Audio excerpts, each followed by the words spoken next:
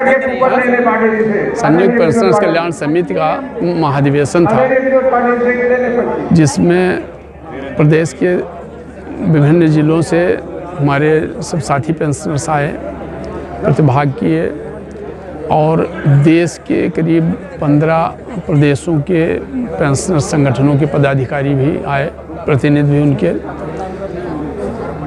आज इस कार्यक्रम में सबसे बड़ा हम पेंशनर्स के लिए उपलब्धि ये रही, हमारे संगठन के लिए ये उपलब्धि रही कि उप मुख्यमंत्री आदरणीय ब्रजेश पाठक जी आए और उन्होंने बड़े खुले दिल से सरकार की ओर से पेंशनर्स की समस्याओं के संबंध में गंभीरतापूर्वक विचार करने का आश्वासन दिया।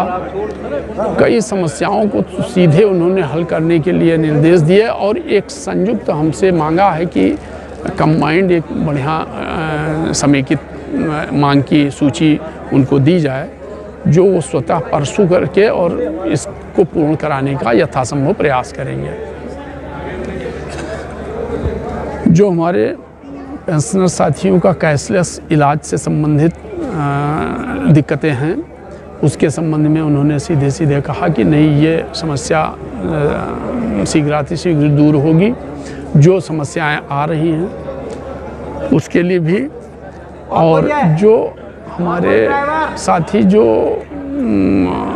राशिकरण के संबंध में कोर्ट जा रहे हैं, उस कोर्ट के प्रकरण को उन्होंने ये कहा पूरे समाज को खुल करके, पूरा पेंशनर्स के बीच में ये कहा कि नहीं, अगर कटौती 10 वर्ष 10.5 वर्ष में पूरी हो जाती है तो निश्चित रूप से ये बंद होनी चाहिए और ये सरकार इसमें शीघ्र निर्णय लेगी।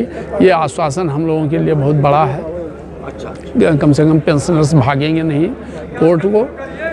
और हमारी अन्य मांगों के संबंध में भी उन्होंने शीघ्र कार्यवाही के लिए आश्वासन दिया है। ये हमारी आज की बहुत बड़ी उपलब्धि है। ओंकार नाथ तिवारी, सह संयोजक प्रचार, संयुक्त पेंशनर्स कल्याण समिति उत्तर प्रदेश एवं महामंत्री उत्तर प्रदेश पेंशनर्स कल्याण संस्था।